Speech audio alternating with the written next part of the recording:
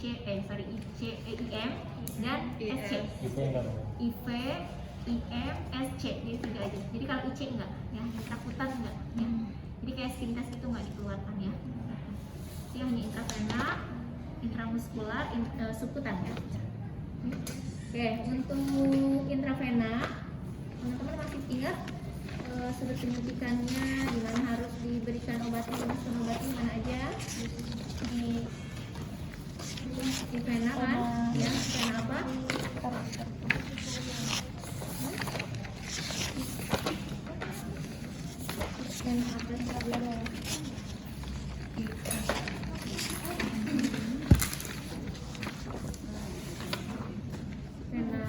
Vena basilika, vena cephalica, ya, mediana cubiti, ya, atau di sini nih daerah brachialis ya.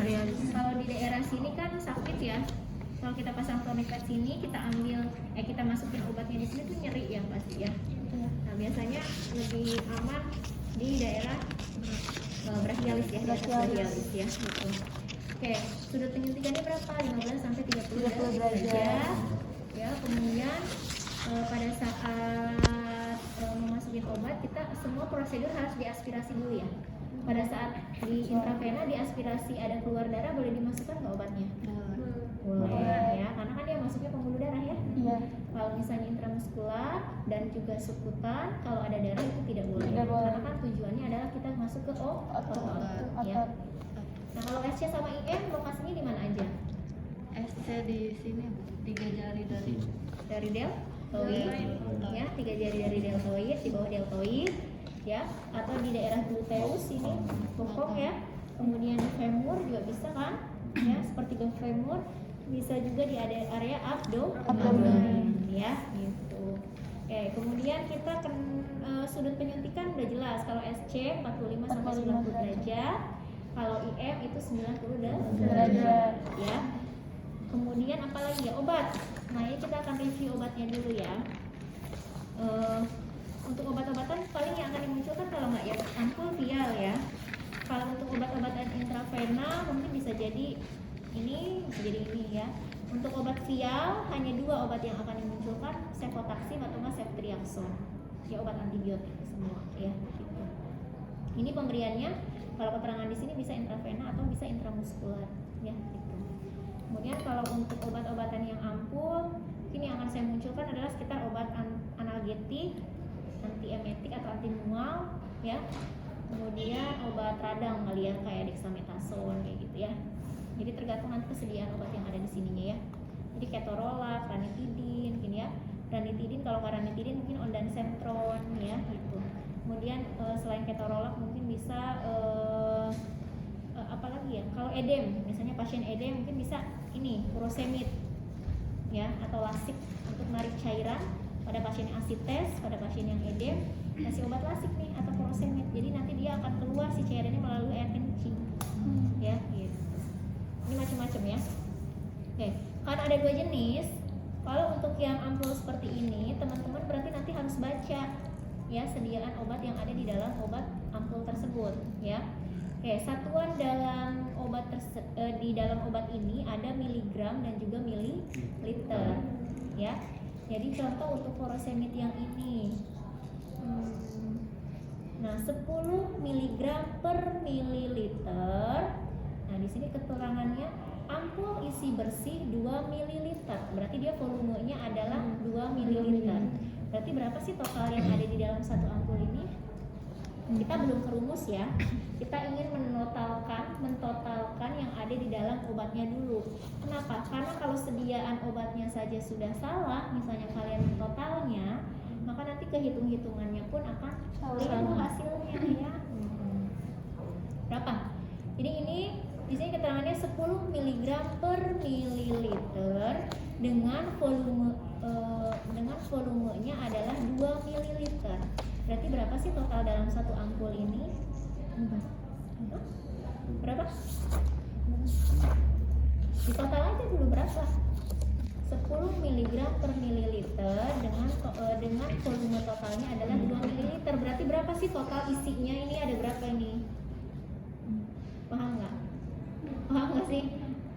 Kan rumus injeksi itu kan dosis yang diminta dibagi dosis yang tersedia dikali volume atau pengencer. Nah, sebelum kemana-mana, sebelum ke kasus, kalian harus mampu menotal yang bawahnya dulu tuh. Yang tersedianya dulu harus baca dulu nih, mampu baca ini dulu. Ya, gitu. Jadi nanti dikasih orderan atau dikasih dosis yang dibutuhkan mau berapapun pasti paham. Ya, gitu. Oke, berarti berapa nih? Jadi kita selesaikan yang bawahnya dulu nih. Kita mau notal yang bawahnya dulu berapa nih? Contoh pada obat furosemid. Dia 10 mg per mililiter, berarti per 1 mili kalau per mililiter. Sedangkan dia volumenya ada 2 mililiter. Berarti berapa sih total yang ada di sini? 20. Dari mana 20 nih? Kan 1 mili itu 10. Jadi 10 kali 2. Jadi nanti yang di bawahnya adalah 20 mg. Ya. Hati-hati. Kalau misalnya nanti di bawahnya kalian tulis jadi 10 karena kalian terkecoh ini volumenya ternyata ada 2, nanti salah ke belakangnya ya. Gitu. Oke, saya contohkan lagi kasus bukan kasus ya. Contohkan lagi misalnya obat dexamethasone, obat anti radang. Dia sediaan obatnya 5 mg per mililiter. Ya, dengan volumenya 1. Berarti berapa total? 5. Karena dia volumenya 1 ya. Oke, misalnya ada obat ranitidin 25 mg per 2 ml dengan volumenya 2 ml. Berarti berapa totalnya? 50 mg. 25 mg per 2 ml dengan volumenya 2 ml. Jadi berapa? Tetap 25. Kenapa dengan 1 per 2 ml? Bukan dibagi, say. Jadi dia tulisannya 25 mg per 2 mili. Jadi dia isinya sudah per 2 mili. Dengan volumenya dia tetap 2 mili. Jadi tetap 25. Jadi nggak perlu dikalikan 25 kali 2. Ya. Beda lagi misalnya ada jenis ranitidin yang lain. Obatnya adalah 25 mg per mililiter dengan volumenya 2. Jadi totalnya ada berapa? 50. Karena 25 mg itu per 1 mili. Sedangkan dia ada 2 mili. Jadi 25 kali 2. Bisa? Terakhir, saya punya obat ketorolac. Jangan ketorolac lah, asam tranexamat misalnya ya. Isinya adalah asam tranexamat itu 100 mg per mililiter dengan volumenya 5. Jadi berapa totalnya? 500 ya. 500 itu udah per 5 mili. Tapi per milinya berarti dia 100. Bisa ya? Oke, hati-hati itu dari sediaannya. Karena dari sediaannya salah semua. Oke. Kemudian untuk yang obat vial atau serbuk begini kan ini belum ada pengencernya loh, ya. Ada memang beberapa, ini ada nggak kata? Nah, kalau ini di sini ada keterangan nih, cefotaxime cara pemakaian tambahkan 4 ml aqua bides atau aqua PI, ya. Artinya dia diencerkan dengan 4 ml, berarti pengencernya 4. Dia udah dikasih keterangan nih diencerkannya 4, ya, gitu. Tapi kan nggak semua obat ada begini, ya. Kalau ceftriaxone yang serbuk dia nggak ada keterangan diencerkan 4 ml. Jadi biasanya ketentuannya pengencernya kalau tidak 4 mili, 5 ml atau 10 ml. Nanti tergantung kasusnya. Jadi kalau teman-teman dapat kasus yang obat-obatan bentuknya serbuk, nanti akan dikasih keterangan pengencernya, ya. Pengencernya entah 4 atau 5 atau 10, ya. Gitu. Kalau misalnya obatnya yang begini, berarti kalian harus baca sendiri, ya. Berapa volumenya? Ya, gitu. Makanya tadi saya ajarin dulu jangan sampai salah melihat berapa total volumenya, berapa total sediaannya, ya. Oke. Kemudian apa lagi ya yang harus saya? Oh iya, di dalam obat vial ini karena dia bentuknya serbuk, jadi dia isinya adalah 1 gram. Nah, dalam rumus semua satuannya adalah miligram dan juga mililiter. Ya, miligram per miligram kali mililiter. Nanti kan miligram coret-coret, tinggal sisa satuan akhirnya adalah yang kita masukkan ke dalam spuit adalah mililiter, ya. Berapa cc kan? Pasti kan pertanyaannya berapa cc obat yang harus dimasukkan ke dalam spuit ini, ya, gitu. Nah, kalau misalnya tiba-tiba ada satuan gram, nggak setara dong dengan miligram, ya, maka harus dikonversikan dulu. 1 gram berapa miligram? 1000. Jadi nggak usah pusing-pusing teman-teman kalau dapat obat yang bentuknya vial begini, bawahnya sediaannya tinggal ubah jadi Seribu. ya, jadi lebih gampang ya kalau dapat obat-obat serbuk begini. Bandingkan yang ini harus kita totalkan dulu ada berapa ya. Oke, paham? Kemudian cara baca ini nih. Nah, antara obat ini sama ini udah berbeda nih penulisan dari produsennya. Kalau di sini Furosemid menuliskan volumenya, dia tulis di sini ampul isi bersih 2 ml. Nah, kalau yang ketorolac dia cuma tulis injeksi 1 ml. Nah, tapi yang penting satuannya mililiter, berarti itu artinya volume ya. Ada juga nanti yang produsen si obat ini nulisnya net berapa mili gitu ya, neto berapa mili, atau vol berapa mili. Yang penting tulisannya mililiter, berarti itu volume. Jadi teman-teman jangan bingung ya mencari volume obatnya ya gitu. Oke, langsung ke kasus aja. Misalnya saya minta diberikan obat ranitidin 35 mg. Sudah? 35 mg dengan sediaan obatnya adalah 25 mg per mililiter dan volumenya 2. Ordernya 35, sediaannya 25 mg per mililiter dengan volumenya 2. Yang diganti ya. Needle-nya diganti dengan yang baru pada saat mau ke pasien. Ya, gitu. Sudah pernah kan injeksi baru? Udah saya nggak bakal ini kan lagi. Terus apa lagi? Sudut penyuntikan. Coba lihat di sini. Nggak, saya nggak akan ini.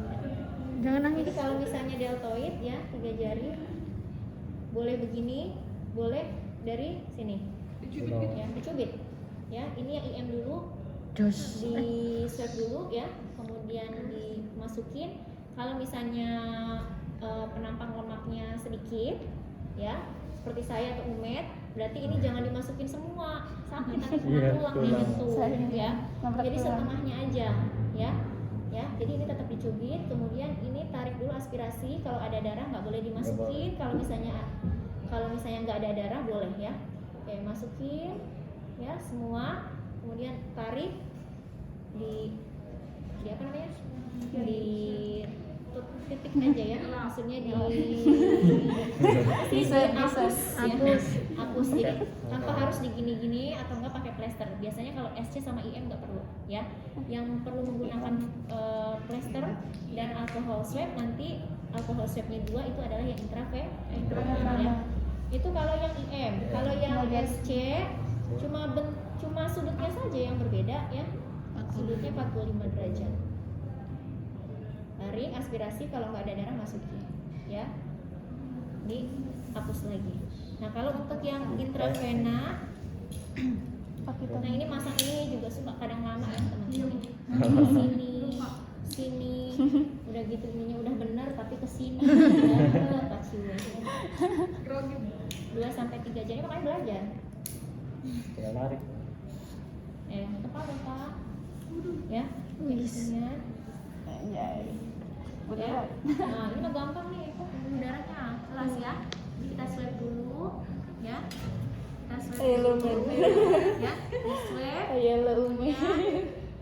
Ininya mandrinnya, bevelnya sorry, bevelnya yang bukanya ngadep ke atas, jangan ke bawah gini, ya.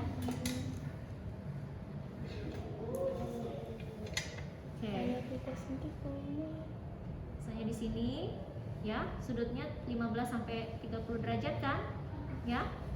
Ini ya pegangnya, jangan begini pegangnya tuh ya. Saya menulis. Ya, ini pegang satu sini ya. Satu tangan aja. Kemudian di aspirasi dulu, kalau ada darah masukkan. Nah, jangan langsung dimasukkan obatnya, ininya dulu lepas ya.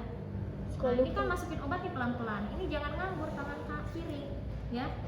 Ini langsung siapin alkohol swab. Ya, masukin pelan-pelan, misalnya udah selesai, ini langsung cabut. Jadi mengurangi rasa sakit dan mengurangi berceceran darah. Ya, saya pasiennya suruh gini aja dulu sambil kita ngambil plester, baru buka lagi di plesterin.